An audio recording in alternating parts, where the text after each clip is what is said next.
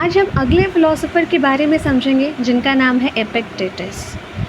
इनकी life time की अगर बात करें, लाइफ पीरियड की, तो वो है 50 सीई से लेकर 135 सीई तक। और ये एक ग्रीक स्टोइक फ़िलोसोफ़र थे।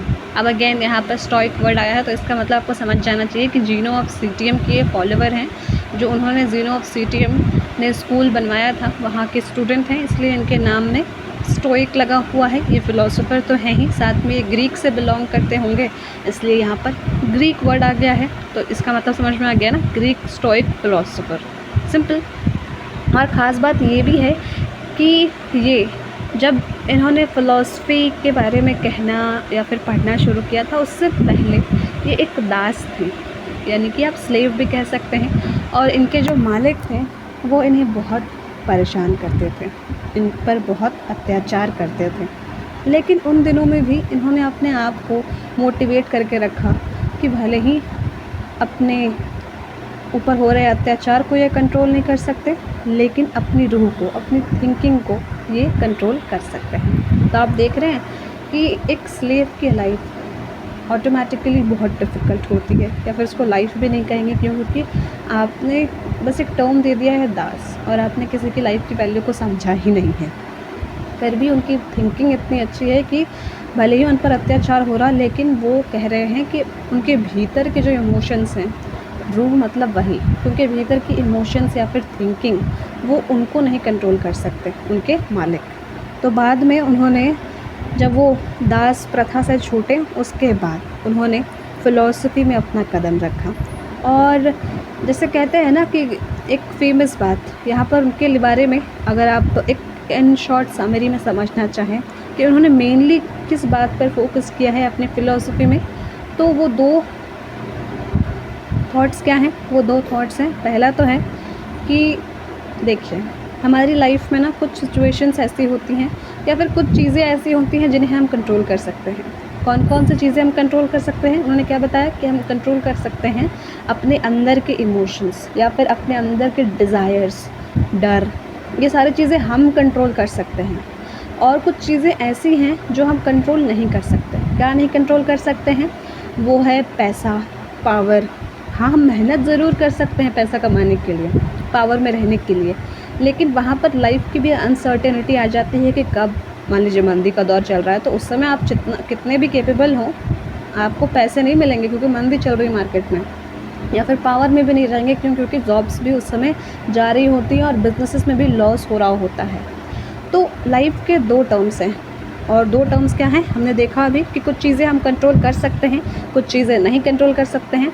तो सिंपल सी बात है, जो कंट्रोल कर सकते हैं हमें उन्हें एकदम मास्टरी की तरह कंट्रोल करना चाहिए, कि उसमें मास्टर्स हो जाने चाहिए हम, कि ठीक है, अपने अंदर के इमोशंस का हम ध्यान रखेंगे, अपने डिज़ायर्स का ध्यान रखेंगे, और जो चीज़ें कंट्रोल नहीं कर सकते हैं वहाँ पर अपना दिमाग कुछ नहीं लगाना है, उनको एज इट इज़ एक्सेप्ट करना है कि ठीक है, हम मेहनत करेंगे, पैसे आ रहे हैं और आते जाएंगे, बस। पावर में होना होगा तो होंगे, नहीं तो नहीं। पावर को अपने सर पर नहीं चढ़ने देना है, पावर को भी सिंपली एक्सेप्ट करना कि अच्छी बात है, ठीक है, पावर मिला है, बस ओके, आके अपने काम पर ध्यान देना है। उसके साथ साथ दूसरी बात उन्होंने क्या कही थी कि खुश रहने का एक ही है रीज़न, वो है वर्च्यू। वर्च्यू का मतलब क्या होता है? सद्गुण।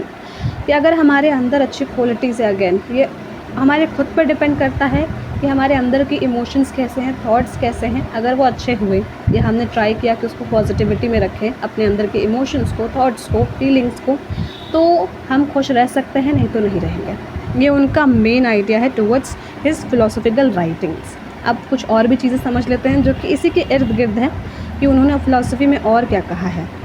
दो चीज़ें तो हम समझ गए। वो जो कंट्रोल वाला दो एस्पेक्ट है, उसको नाम है डाइकोटमी ऑफ कंट्रोल। अब डाइकोटमी वर्ड से आपको याद आया कि हमने ज़ीनो ऑफ इलिया में भी ये वर्ड पढ़ा था, डाइकोटमी पैराडॉक्स। तो यहाँ पर भी है, तो ऐसे आप कनेक्ट भी कर सकते हैं। इसमें वही है कि कंट्रोल और नहीं कंट्रोल। फिर दूसरा ये कि फ्रीडम इज़ इनर, मतलब कि किसी इंसान की आज़ादी अपने भीतर पर डिपेंड करती है कि वो अपने डिज़ायर्स को, डर को कंट्रोल कर पाते हैं या नहीं। अगर कंट्रोल कर पाते हैं तो वो सबसे ज़्यादा फ्री हैं। फिर तीसरा जो हमने देखा, virtue is sufficient for happiness, कि हैप्पीनेस का सोर्स कहीं बाहर नहीं है, ना पैसा है, ना ज़्यादा वेल्थ है, ना पावर। हमारे भीतर के सद्गुण ही हैं वो सारी पॉजिटिविटी जो हमारे अंदर है और जिस पे हम रेगुलर काम करते रहते हैं अपने इमोशंस पे, थॉट्स पे, तभी आप खुश रह सकते हैं। नहीं तो बाहर की दुनिया, आप बार-बार लोगों के कहने पे खुश होंगे तो फिर तो जी ली आपकी ज़िंदगी, आप खुश हो गए। वैसा हो ही नहीं सकता, क्योंकि लोग आपको आज अच्छा कहेंगे, कल अच्छा नहीं कहेंगे। तो जब नहीं भी कहेंगे तो आपको एक्सेप्ट करना होगा कि ठीक है, कोई बात नहीं, जो कहना है कहो, लेकिन अगर आप सही हैं, आपको पता है कि आप ईमानदार हैं अंदर से, तो आप तो अपने आप को अच्छा मानेंगे ना। इसलिए कहा गया है कि हैप्पीनेस का सोर्स भीतर से है। फिर लास्ट उन्होंने क्या कहा है कि सफ़रिंग एंड एक्सेप्टेंस, मतलब कि ज़िंदगी है तो दुख भी है, तो आपको सिंपली दुख को एक्सेप्ट करना होगा और अपने आप को प्रिपेयर करना होगा कि आप इस दुख को फेस करें और लाइफ को जिएं। लाइफ को जीने का तरीका सीखें कि दुख, प्रॉब्लम्स आते रहेंगे, लेकिन आप उसको फेस करते रहेंगे। ठीक है। साथ में जो इनकी बातें थी उनको छोटे छोटे बुक्स में डाला है इनके एक स्टूडेंट ने, जिनका नाम है एरियन। और जो 2 बुक्स का नाम क्या है, पहला है डिस्कोर्सेस, दूसरा है इन कैरेडियन। वो जो 2 बुक्स हैं जो उनके स्टूडेंट ने उनके टीचिंग्स पे लिखा।